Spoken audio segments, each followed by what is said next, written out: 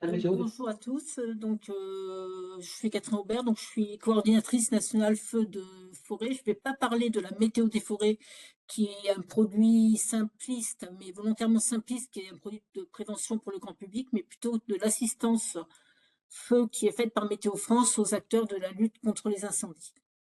Donc, je vais vous présenter un peu cette assistance telle qu'elle est faite aujourd'hui, les perspectives et limites qu'on a donc actuellement et comment on voit dans la suite. Donc, globalement, l'assistance feu de Météo France pour la sécurité civile, elle est faite dans le cadre d'une convention qui lie nos deux organismes, qui a été réécrite et re-signée en septembre 2025. Météo France s'engage à fournir ce qu'on appelle le danger météorologique d'incendie. Donc, c'est là une partie prépondérante du risque opérationnel d'incendie, mais ce n'est qu'une partie. Donc, ce danger météorologique, il s'appuie sur deux piliers. Le premier, c'est le stress hydrique de la végétation, donc de la végétation vivante, donc qui va dépendre plutôt de tout ce qui s'est passé en termes surtout de pluie, mais également de période de sécheresse, donc sur les semaines et mois précédents. Et par rapport à ce stress hydrique de la végétation, on va appliquer les conditions météorologiques du jour en termes de vent, température, humidité et pluie pour en déterminer donc un danger météorologique d'incendie. La grande différence par rapport au risque opérationnel qui, là, va dépendre des acteurs de la lutte et des institutionnels territoriaux, c'est qu'en plus de ce danger météorologique, ils vont prendre en compte d'autres événements. Ça peut être la pression incendiaire, la disponibilité des moyens de lutte, est-ce qu'ils ont beaucoup d'avions, de pompiers disponibles ou pas. Si on est en période, par exemple, de chassé-croisé où on a plus de chances d'avoir des départs de feu, ils vont prendre tout ça en compte pour déterminer leur risque opérationnel. Donc l'assistance feu de Météo France a pas mal évolué depuis les incendies de 2022. Jusqu'en 2022, il y avait une assistance renforcée uniquement sur le pourtour méditerranéen. Et depuis, ça s'est élargi, puisqu'on couvre maintenant 3 zones de défense, donc la zone sud, la zone sud-ouest et la zone ouest, sachant qu'il y a également une prestation pour les autres zones de défense, mais elle est pour l'instant écran en dessous. Donc en 2025, on a renforcé 55 départements. Quand on parle de renforcer, c'est-à-dire qu'on met directement en détache des prévisionnistes qui ont une formation particulière par rapport à l'approche feu dans les locaux de la sécurité civile. Ça se fait donc au niveau des 3 zones, mais également il y a un prévisionniste national qui assure la sécurité civile au niveau national, au niveau du centre de Nîmes, là où on va retrouver tous les moyens aériens. L'objectif de cette assistance, ça va être avant tout de prévoir le fameux danger météorologique d'incendie pour les jours à venir. On va y parler de risque d'éclosion, de potentiel de propagation, d'intensité de feu. Et ceci à une échelle relativement fine, même si ça peut paraître grossière, mais qui est facilement compréhensible et utilisable dans le cadre de l'opérationnel. C'est les petites zones que vous voyez là qui sont définies sur la carte à côté. Cette prévision du danger météorologique va permettre à nos partenaires d'arbitrer, de prépositionner les moyens aériens et terrestres par rapport à ce niveau de danger. Et bien sûr, le prévisionniste, il va être là également pour faire du suivi d'assistance temps réel aux acteurs de la lutte, pour voir les conditions météo qui sont observées sur un départ de feu, l'évolution attendue dans les 2-3 heures, tout ça principalement pour assurer la sécurité des pompiers sur place. Ailleurs, il y a également des productions, je ne reviendrai pas trop, mais qui sont à un niveau moindre. Hors saison, c'est-à-dire en dehors de la période estivale, il y a également donc un suivi, parce qu'on sait qu'il y a des feux, pas simplement l'été. Donc là, c'est soit sur demande, soit quand il y a des zones qui ont un risque particulier. On pensera en particulier au problème d'écobuage dans les Pyrénées, qui a lieu donc entre l'hiver et le printemps. Dans ce cas-là, il y a une production particulière pour ces feux-là également. Et enfin, toute l'année, on met à disposition des acteurs de la lutte un extranet feu sur lequel ils vont retrouver les prévisions de différents indices permettant de suivre le danger feu. Ce qu'on utilise pour déterminer ce danger feu, on s'inspire, comme beaucoup de pays, de la méthode canadienne qui est basée sur l'indice forêt météo. Je ne vais pas vous la détailler, mais globalement, on y retrouve les 2 piliers dont j'ai parlé tout à l'heure. Donc, des indices qui vont permettre de déterminer la sécheresse de la végétation vivante. Et ensuite, des indices qui vont permettre de qualifier donc l'ambiance feu du jour, c'est-à-dire l'impact des paramètres météo prévus pour la journée en cours.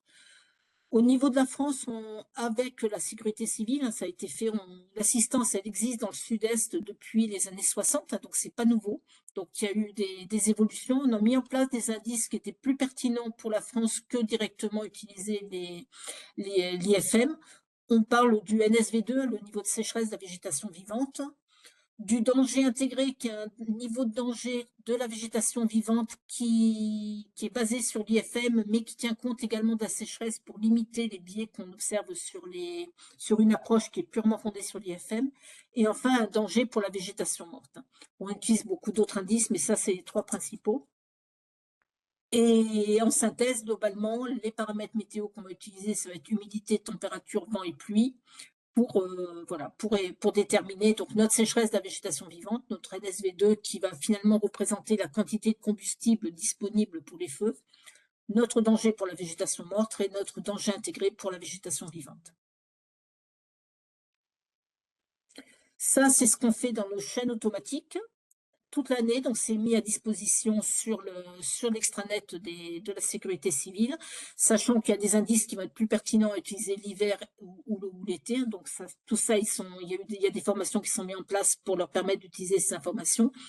Et dans l'été, tous ces dangers automatiques vont être expertisés par des provisionnistes feu via un outil, là, je vous ai fait une capture, qui va être préalimenté par les modèles automatiques, et le prévisionniste va pouvoir changer suivant son analyse de la situation, renforcer le vent ou baisser l'humidité, la température, et ça va permettre de recalculer donc différents indices feu pour aboutir à un danger final expertisé qui va être communiqué à la sécurité civile.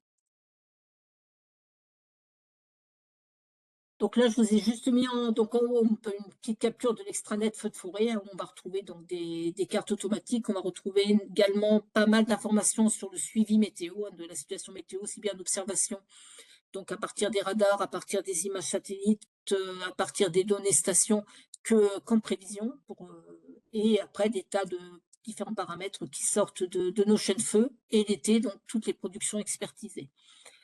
Ce que je vous ai mis en dessous, c'est vraiment la collaboration qu'on va avoir avec la sécurité civile. Donc, globalement, vous avez en bas, donc ça va être le travail des prévisionnistes qui sont détachés. Là, j'ai pris le cas donc, du sud-est. Hein. Donc, vous avez en bas à gauche une carte, ce qu'on appelle une carte à noter. Ça va être la carte qui va servir de support ou briefing dans lesquels sont représentés aussi bien la sécurité civile au niveau national, donc qui va faire l'arbitrage des moyens, mais également les différentes causes, donc les 7 causes qu'on a au niveau du territoire. Le prévisionniste va exposer donc au fond, la partie colorée, ça va être le niveau de danger qu'il a expertisé par zone, mais sur lequel il va bien mentionner tous les éléments qui permettent d'arriver à ce niveau de danger, donc les problématiques de vent, de température, d'humidité, et déterminer quels sont les créneaux les plus à risque avec des sous-indices qui vont permettre de qualifier si on est plutôt en risque d'éclosion, en potentiel de propagation.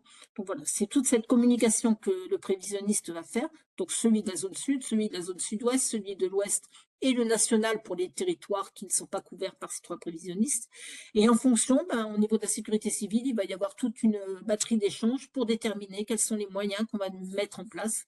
Donc, à partir des cartes prévues pour le lendemain, ça va être simplement donc avec les moyens disponibles. Donc là, vous avez une carte où pour le lendemain, on voit où sont prédispositionnés les différents moyens aériens donc, de l'assistance nationale. On voit qu'il y a des guets aériens armés, c'est-à-dire la possibilité de faire voler un avion donc en préventif, chargé en retardant au-dessus d'une zone particulièrement à risque, de façon à pouvoir attaquer très très rapidement un feu. Et le placement donc, des colonnes de renfort, hein, donc des différentes colonnes de renfort de la sécurité civile en fonction du danger. Ça, c'est des choses qui vont être à déplacer. Ça ne se fait pas de suite de prendre une colonne de renfort du nord pour l'envoyer dans le sud-est. Donc, il y a aussi toute une action de prévision jusqu'à 7 jours pour pouvoir anticiper des événements particulièrement intenses qui pourraient se passer. Et donc, mettre en place et faire se déplacer des colonnes de renfort. Une colonne, c'est 70 pompiers, c'est plus d'une dizaine de véhicules, donc ça ne se dépasse pas forcément très simplement. Donc ça, c'est globalement ce qu'on fait. Dans notre modélisation actuellement, il y a des limites. La première limite, c'est que dans nos chaînes feu, on ne tient pas compte de la végétation. Donc ça, si vous avez en haut, c'est une carte de notre chaîne feu actuelle, donc un niveau de sécheresse de végétation vivante. Et on ne tient pas compte de savoir si en dessous, finalement, on a quelque chose à brûler ou pas. C'est-à-dire que là, vous voyez qu'en pleine Camargue, vous avez un niveau de danger qui n'est pas discriminé par rapport à ce qu'on peut avoir dans le Var, où c'est pas du tout le même type de végétation. On peut avoir un danger sur les vastes zones urbaines qui est pas cohérent. Donc ça, actuellement, c'est ce qu'il y a dans notre chaîne de feu. Donc, il manque principalement le type de végétation en place et également donc la densité de cette végétation pour avoir une idée du combustible disponible s'il y a un départ de feu. Pour pallier à ça, même si ce n'est pas dans notre chaîne de feu actuelle, on produit donc avec l'ONF une carte de sensibilité qui va croiser notre niveau de sécheresse de la végétation vivante avec la sensibilité brute des massifs, donc qui elle nous est fournie par l'ONF, donc qui permet d'obtenir ce genre de carte. Donc on voit que on est déjà plus fin et on produit aux endroits où effectivement il y a de l'arboré. Ça n'a pas d'intérêt. Tous les points blancs en fait que vous voyez, ces endroits où il n'y a pas d'arboré. Et on va recaler donc l'expert feu avec l'expert ONF, on va recaler notre niveau de sécheresse à partir de prélèvements ponctuels qui sont faits par l'ONF, où ils vont prélever des petits morceaux de végétation pour en mesurer leur teneur en eau. Donc, c'est quelque chose qui se fait régulièrement. C'est les petits carrés là que vous voyez de couleur sur la dernière image. Donc, ça, c'est des points de mesure très, très intéressants. Mais on voit que ça nous pose pour le moment quand même un défaut. C'est le manque de couverture spatiale. On a pas mal de points dans le sud-est. On en a beaucoup moins des qu'on s'écarte. Et le point de prélèvement, il est représentatif finalement du végétal à l'endroit qui est prélevé et on ne peut pas le généraliser à toute une zone. Il nous manque également une information sur la quantité de mortalité au niveau du prélèvement, c'est-à-dire que la personne de l'ONF va aller logiquement prélever la partie vivante d'une plante, mais s'il y a 10% de la plante qui est vivante et 90% qui est morte, on ne peut pas estimer que finalement la sécheresse qui nous est donnée est représentative de ce qui se passe vraiment sur le terrain. Donc ça, c'est une information qu'on devrait avoir en opérationnel à partir de 2026 et donc fourni par l'ONF. Et il y a des travaux en cours donc dans l'équipe de Jean-Christophe donc sur la spatialisation de la teneur en eau de la végétation vivante, justement qui a travaillé sur l'apprentissage en particulier à partir de tous les prélèvements ponctuels qu'avait fait l'ONF depuis pas mal d'années.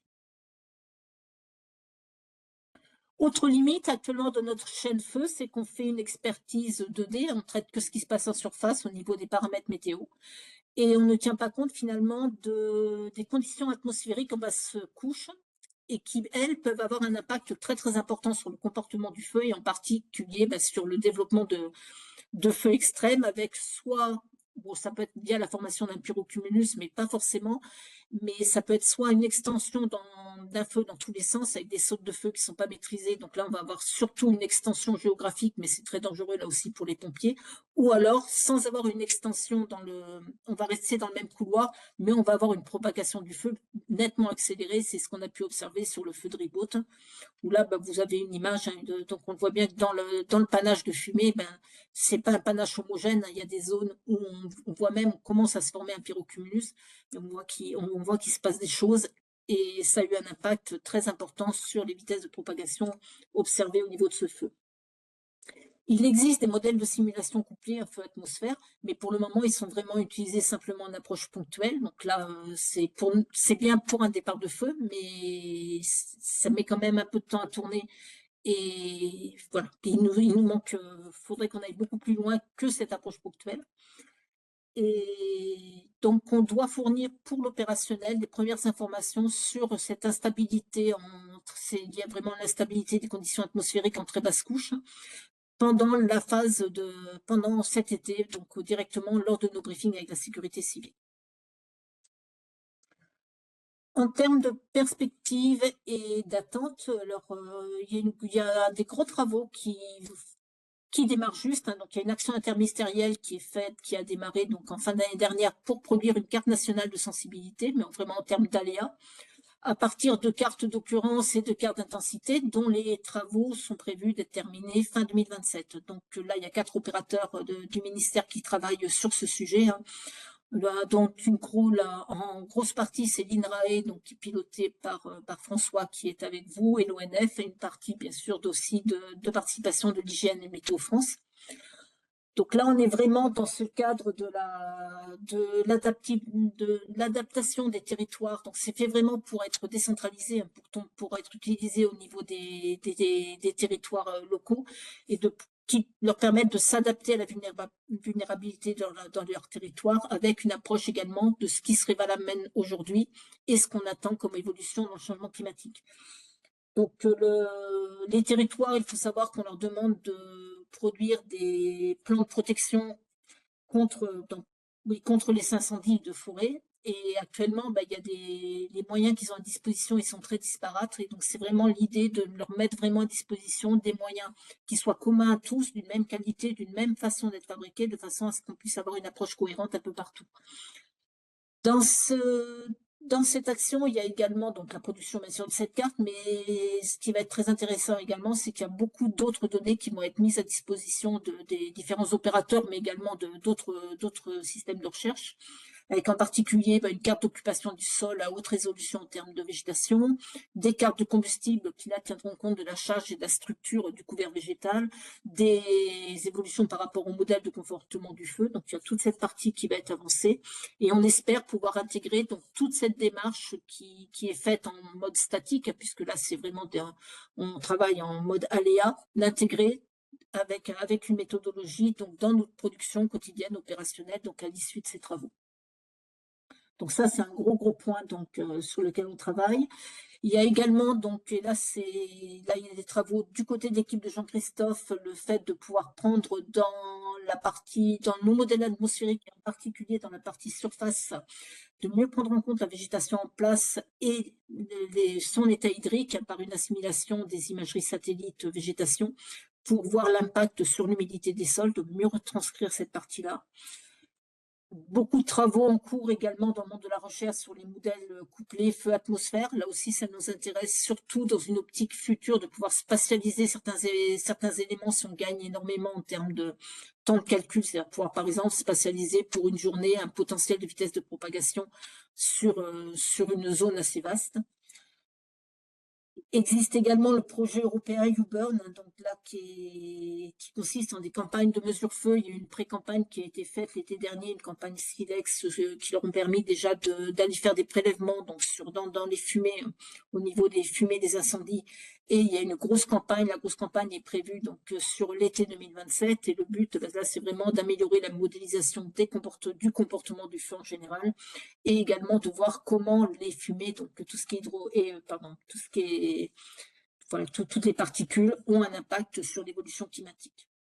Enfin, bon, il y a beaucoup d'autres travaux sur les feux. Il y a actuellement un nouveau projet qui démarre aussi pour cartographier le dépérissement. Enfin, il y a beaucoup d'autres points. Et donc, j'ai pas fait un point particulier par rapport à Iriki, mais on voit qu'il y a beaucoup de choses en cours et que la partie opérationnelle aura vraiment à gagner de toutes ces avancées. Voilà, merci.